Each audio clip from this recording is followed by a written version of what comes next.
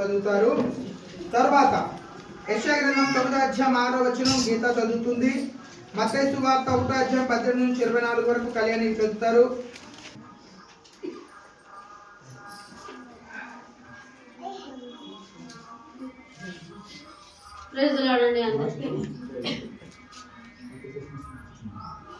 అందరికీ happy Christmas అండి. మన సిడబ్ల్యూసి ఫ్యామిలీ మెంబర్స్ అందరికి ప్రతి ఒక్కరికి పేరు పైన happy Christmas.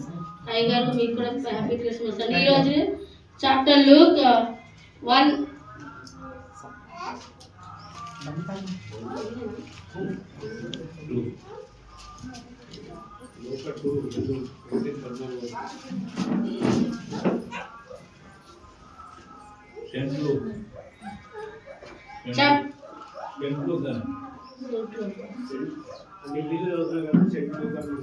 Okay, saint Luke second chapter 1 to 14 చదువుతానండి.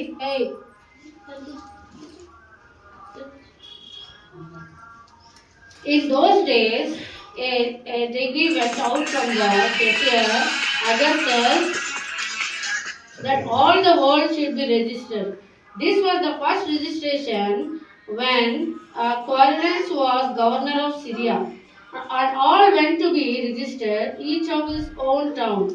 And Joseph also went up from Galilee, from to the town of Nazareth to Judea, to the city of David, which is called Bethlehem, because he was of the house and lineage of David, to be registered with Mary, his betrothed, so who was with child. And while there were the time came for her to give birth, and she gave birth for her firstborn son, and wrapped him in a swaddling cloth, and laid him in a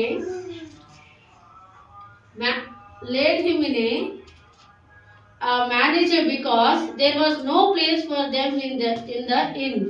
And in the same region there were shepherds out in the field, keep watching over their flock by night. And an angel of the Lord appeared to him, and the glory of the Lord shone around them, and they were filled with fear. And the angel said to him, "Fear not, for behold, I bring you good news of a great joy that will be for all the people. For unto you is born this day in the city of David a survivor, who is Christ the Lord.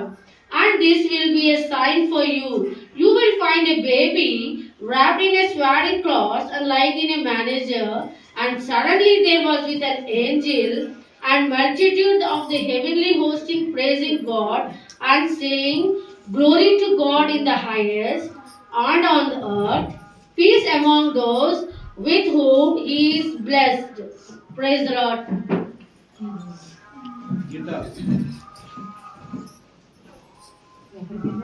చూపుంటెను మనకు కుమారుడు అనుగ్రహింపబడెను.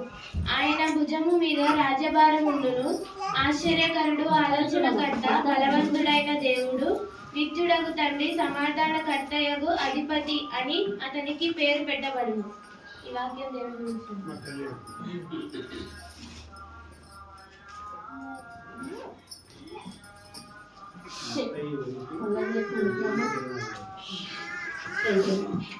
మత్తయి సువార్త 1వ అధ్యాయము 18 నుంచి 24 వచ్చిన వరకు. యేసుక్రీస్తు జనన మీద మెట్లనగా ఆయన తల్లి అయిన మరియ యోసేపునకు ప్రదానము చేయబడిన తరువాత వరేకము కాకమునుపు ఆమె పరిశుద్ధాత్మ వలన గర్భవతిగా ఉండెను. ఆమె భర్త అయిన యోసేపు నీతిమంతుడై ఉండి ఆమెను అవమానపరచవలగా రహస్యముగా ఆమెను విడనాడ ఉద్దేశించెను.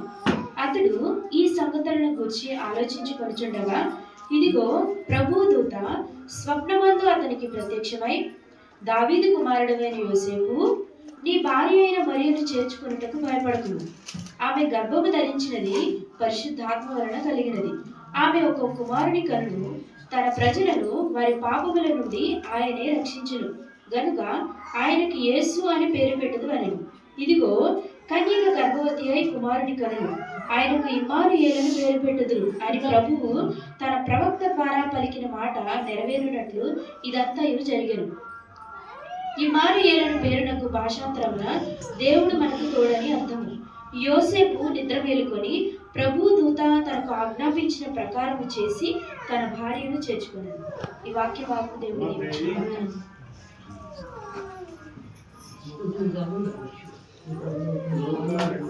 చేపించుకొచ్చావా వెళ్ళారు కదా. ఆ దినములలో సర్వలోకమునకు ప్రజ సంఖ్య రాయవలనని కైసరు ఔగుస్తు వలన ఆజ్ఞాయను. ఇది కురేనీయులు సిరియా దేశమునకు అధిపతి అయి ఉన్నప్పుడు జరిగిన మొదటి ప్రజ సంఖ్య. అందరూ ఆ సంఖ్యలలో రాయబడుటకు తమ తమ పట్టణములకు వెళ్ళిరి. యోసేపు దావీదు వంశంలోని గోత్రపులోని పుట్టినవాడు కనుక తనకు భార్యగా ప్రదానము చేయబడి గర్భవతి అయి ఉండిన మరియాతో కూడా ఆ సంఖ్యలో రాయబడుటకు గలిలయలోని నజరేతు నుండి యూదయలోని బెత్లెహేము అనబడిన దావీదు ఊరికి వెళ్ళెను.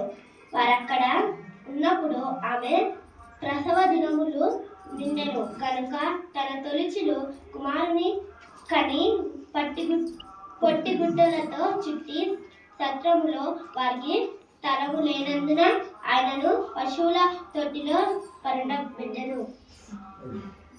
నెక్స్ట్ 8 నుంచి 14 వరకు వరలక్ష్మి ప్రసాద్ గారు చదువుతారు. తర్వాత శుభాకాంక్షలు తెలియజేయడానికి సిద్ధంగా ఉండండి. త్వరగా చెప్పేసారు. 1 నిమిషం లేక 2 నిమిషాలు అంతే. 8 నుంచి 14.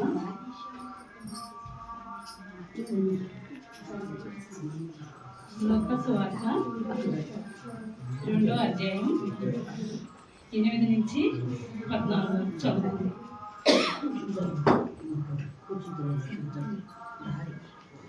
ఆ దేశంలో కొందరు గొర్రెల కాపరులు పొలములలో ఉండి రాత్రివేళ తన మందను కాచుకుని ఉండగా ప్రభువు దూత వారి యొద్దకు వచ్చి నిలిచి ప్రభువు మహిమ వారి చుట్టూ ప్రకాశించినందున వారు మిక్కిలి భయపడిరి. అయితే ఆ దూత భయపడకు, ఇదిగో ప్రజలందరికీ కలగబోవు మహా సంతోషకరమైన శుభవర్తమానం నేను మీకు తెలియజేయుచున్నాను. దావీదు పట్టణమందు నేడు రక్షకుడు మీ కొరకు పుట్టి ఉన్నాడు. ఈయన ప్రభువైన యేసుక్రీస్తు.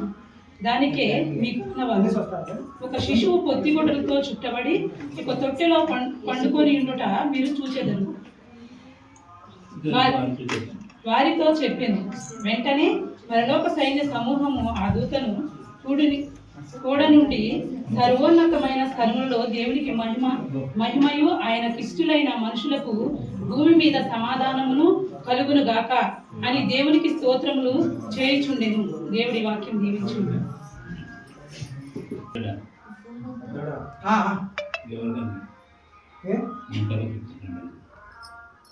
శుభాకాంక్షలు చెప్పండి.